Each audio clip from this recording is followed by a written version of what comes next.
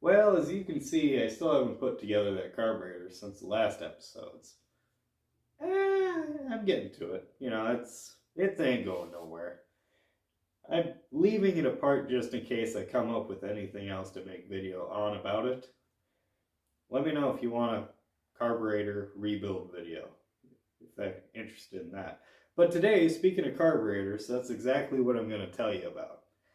I'm going to tell you a story, and the story has to do with me, this carburetor, and the Iron Horse, the 65 Ford Mustang. The reason I'm telling you this story is because I want to try to curb some of the, how do you say it, some of the nervousness, maybe, of the brand new people who are just starting out in this car stuff. And people are afraid of the unknown, right? I mean, we all are.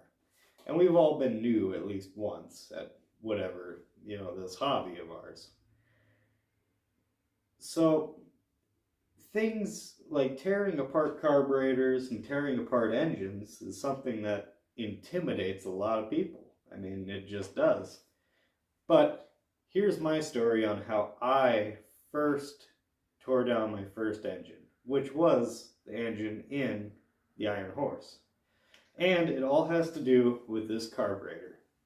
See, this carburetor is the carburetor that came with the car when we got it.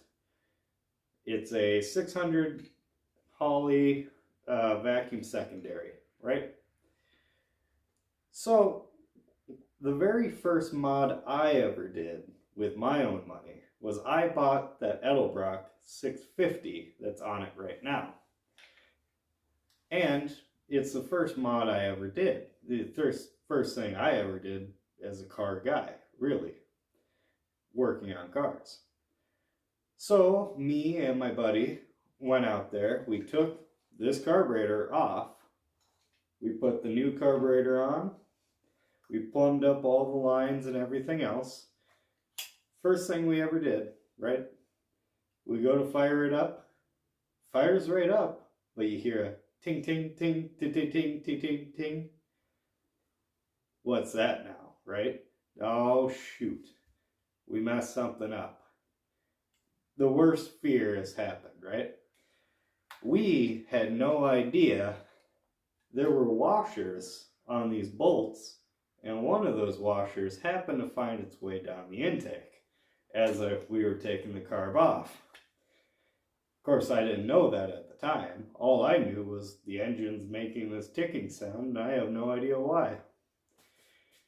So we pulled off the carburetor. Didn't see anything. Okay, now I had to pull off the intake. Now I'm going further than I ever had gone before at this point. And it was nerve-wracking. But I did it. I pulled off the intake. Still didn't see anything. I mean, I looked in all the ports, I didn't know. I shoved a magnet in places. I didn't know what I was looking for. Until finally, I got up the courage to eeny, meeny, miny, moe, which head to take off. I took off the passenger side head. Took it off. Took off all the rockers and all the push rods.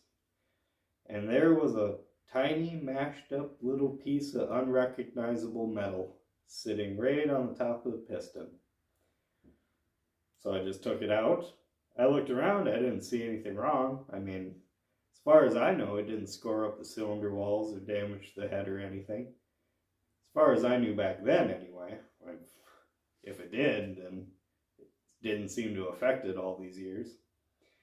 So I figured out what the problem was. Got it out of there. But now I have to try to figure out how to put this mess of parts back together. So I put the head back on and I put the bolts back in and I Googled the torque sequence. I did that. I borrowed a torque wrench from my grandpa. It was just the old stick version. Not very accurate, but it worked, fine enough. So I torqued down the head. Like, okay, put the intake on, put the gaskets and whatnot. Just a cork gasket I think I used for the China rails. So I tightened all that down. I put the carburetor back on, and hooked up all the hoses and whatnot. Go to fire it back up. Well, the rockers. Put the rockers on, and I didn't know what I was doing, so I just tightened it down until it wouldn't go anymore. I had no idea. Fired it up, and it fired right up and fixed. Right? So, moral of the story is, I went to go do a carburetor swap and ended up tearing down the entire half of the motor in order to fix my mistake that I made. But I learned way more making that mistake than I would have had I done the carburetor right the first time. So the moral of the story is, don't be afraid to make mistakes and don't be afraid to mess up. Because if you mess up and you have to learn how to fix it, that's how you learn how to do all this stuff. The best way to learn is by doing. And oh boy, I've had that happen to me a lot of different times where something simple, I overreacted, so tearing down everything around the simple part, and then I had to put it all back together again. So it's a short one, but just wanted to put that out there. Little story with New Guy's Garage, and hopefully that maybe helped somebody gain a little confidence in going out there and just taking stuff apart, put it back together again. All right, catch you next time.